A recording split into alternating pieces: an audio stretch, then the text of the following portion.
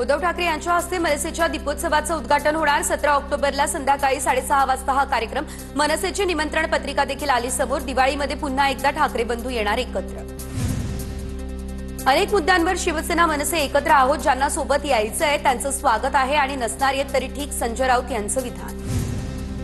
मुंबईमध्ये VVPAT machine सर्वत्र उपलब्ध नसेल तर बॅलेटवरती निवडणूक घ्या। मुख्य निवडणूक आयुक्तांसमोर शिष्टमंडळाची मागणी। मतदान कुणाला जातं हे मतदारालाही कळत नाही, उद्धव ठाकरे यांचं वक्तव्य।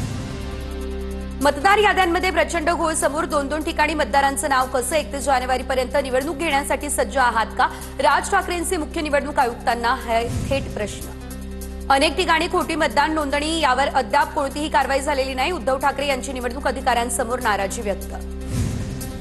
निवडणूक लागली नाही तरी मतदान नोंदणी बंद का केली? ज्यांना आज 18 वर्ष पूर्ण होत आहे त्यांनी मतदान करू नये का? राज ठाकरे यांचा निवडणूक आयोगाला हा सवाल। यादीतील दुबार नावं काढा आणि मतदान घ्या। जयंत पाटलांच्या आयोगाकडे मागणी। दुबार नावं असलेल्या मतदारांना एकाच ठिकाणी मतदान करता येणार, निवडणूक आयोगाचं हे स्पष्टीकरण। एवढ्या हरकती सुचवल्या, आयोगानं प्रतिसादच दिला नाही। शशिकांत शिंदेंची निवडणूक आयोगाकडे तक्रार। दरम्यान आमच्याकडून दिल्ली, महाराष्ट्र आणि आयोगाला ही पत्र। जयंत पाटील यांची माहिती, आमच्याकडे पत्र आलेलं नाही, निवडणूक आयोगाचं मात्र हे स्पष्टीकरण। विरोधकांची आतापासूनच पराभवाची मानसिकता। शिष्टमंडळ भेटीवरून चंद्रशेखर बावनकुळेंचा टोला। आक्षेप घेतला तरी देखील निवडणूक आयोग त्यांचं काम करणार, बावनकुळेंची ही प्रतिक्रिया। एक आमदार म्हणतो आम्ही बाहेरून मतदान आणलं, त्याची चौकशी होणार की नाही? जितेंद्र आव्हाड यांच्याकडून विलास भुमरेंच्या वक्तव्याचा संदर्भ देत अधिकाऱ्यांना हा सवाल। गुंड निलेश घायवळ पासपोर्ट प्रकरणी अहिल्यानगरच्या पोलिसांची चौकशी होणार। तत्कालीन पोलीस निरीक्षकासह दोघांना पुणे पोलिसांकडून नोटीस। चौकशीसाठी हजर होण्याचे दिले निर्देश। समीर पाटील यांनी रवींद्र धंगेकरांना पाठवली नोटीस। नोटीसमधून धंगेकरांविरोधात 50 कोटींचा अब्रू नुकसानीचा दावा। चंद्रकांत पाटील यांच्या कार्यालयामध्ये कामगार नाही, समीर पाटील यांचा दावा। घायवळ प्रकरणामध्ये धंगेकरांचे समीर पाटील यांच्यावरती आरोप। निवडणुकीमध्ये झालेल्या दारुण पराभवामुळे धंगेकरांचं मानसिक स्वास्थ्य बिघडलं। पुणे शहर भाजपचे सरचिटणीस सुशील मेंगडे यांची रवींद्र धंगेकर यांच्यावर टीका। जळगावच्या अमळनेरचे माजी अपक्ष आमदार शिरीष चौधरी यांचा शिंदेंच्या शिवसेनेत प्रवेश। शिरीष चौधरी यांचा प्रवेश जळगावमध्ये शिंदेंच्या शिवसेनेची ताकद वाढवणार। लाडकी बहीण योजना बंद होणार नाही असं म्हणत एकनाथ शिंदे अजितदादांकडे बघून हसले। काही लोक योजनेबाबत अफवा पसरवतात, शिंदेंचं अंबादास दानवेंना हे उत्तर। ई-केवायसी प्रक्रियेमध्ये सुधारणा केली जाते। 1 कोटींपेक्षा अधिक महिलांची ई-केवायसी झाली। मंत्री आदित्य तटकरेंची प्रतिक्रिया। नोव्हेंबरपर्यंत ई-केवायसी करता येणार, तटकरेंची ही प्रतिक्रिया। आधी नुकसानीचे पंचनामे होऊ द्या, त्यानंतर कुणबी प्रमाणपत्र वितरित करा। जरांगेंकडून सरकारला 15 दिवसांचं अल्टिमेटम। दिवाळीनंतर जरांगे शेतकरी प्रश्नावरती घेणार बैठक। पूरग्रस्तांच्या मदतीसाठी महसूल मंत्र्यांची आढावा बैठक। चंद्रशेखर बावनकुळेंची जिल्हाधिकाऱ्यांसोबत ऑनलाईन बैठक, तर व्हिडिओ कॉन्फरन्सिंगच्या माध्यमातून बावनकुळेंचा जिल्हाधिकाऱ्यांसोबत संवाद।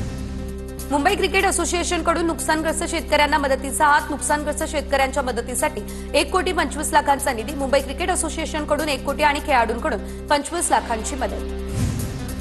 मुख्यमंत्री फडणवीसांच्या सोलापूर दौऱ्याआधी राष्ट्रवादीचे पदाधिकारी झाले आक्रमक। फडणवीसांच्या दौऱ्यावेळी विमानतळाबाहेर हलगीनाथ आंदोलन करणार। अजितदादांच्या राष्ट्रवादीचे सुहास कदम यांचा हा इशारा। 3 वेळा प्रवेश हुकला, त्यानंतर अखेर वैभव खेडेकर भाजपवासी। प्रदेशाध्यक्ष रवींद्र चव्हाण यांच्या उपस्थितीमध्ये खेडेकरांसह समर्थकांचा भाजप प्रवेश। याआधी 3 वेळा पक्षप्रवेश लांबला, त्यामुळे मानापमानाची चर्चा। अखेर खेडमधील पूर्वाश्रमीचे मनसे नेते खेडेकर हे भाजपवासी।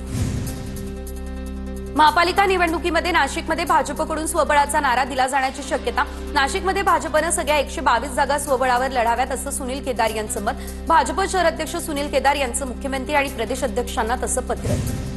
आगामी स्थानिक स्वराज्य संस्थांच्या निवडणुकीआधी महसूल मंत्री चंद्रशेखर बावनकुळेंची मुख्यमंत्र्यांकडे महत्वाची मागणी। जिल्हा परिषदेत 5 स्वीकृत सदस्यांची तर पंचायत समितीमध्ये 2 स्वीकृत सदस्यांची निवड करण्याची मागणी। मुख्यमंत्र्यांना बावनकुळेंना सकारात्मक प्रतिसाद। भास्कर जाधव यांचे चिरंजीव जिल्हा परिषदेच्या निवडणूक रिंगणामध्ये। विक्रांत जाधव 2017 नंतर पुन्हा निवडणूक लढवण्याच्या तयारीत। संधी मिळाली तर नक्की निवडणूक लढवणार, विक्रांत जाधव यांचे मोठं विधान।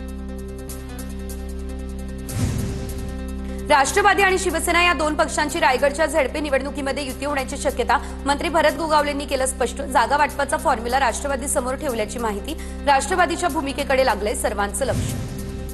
बीडमधील ओबीसींच्या महाएल्गार सभेच्या बॅनरवर अखेर लक्ष्मण हाकेंचा फोटो। 17 तारखेला मंत्री भुजबळांची ओबीसी समाजाच्या न्याय हक्कासाठी सभा। याआधी सभेसाठी 2 वेळा लागलेल्या बॅनरवर हाकेंचा फोटो नाही, त्यामुळे होती चर्चा। हैदराबाद गॅझेट संदर्भातील जीआर कुणीही रद्द करू शकत नाही. जीआरला हात लावा मग बघतो. मनोज जरांगेंचा ओबीसी नेत्यांना हा इशारा. हिंदू महासभा आगामी पालिका निवडणुकीच्या रिंगणामध्ये उतरणार. हिंदुत्वाचे विचार घेऊन आम्ही आगामी पालिका निवडणूक लढू. हिंदू महासभेचे आनंद दवे यांची माहिती. डहाणूमधील अनेक नेत्यांचा शिंदेंच्या शिवसेनेत प्रवेश. शिंदेंच्या शिवसेनेचे डहाणू नगर परिषदेच्या निवडणुकीचे रणशिंग फुंकले. तर माजी उपनगराध्यक्ष राजू माच्छी, मिलिंद पाटील, माजी नगरसेवक सईद शेख यांच्यासह अनेक पदाधिकाऱ्यांचा यात समावेश.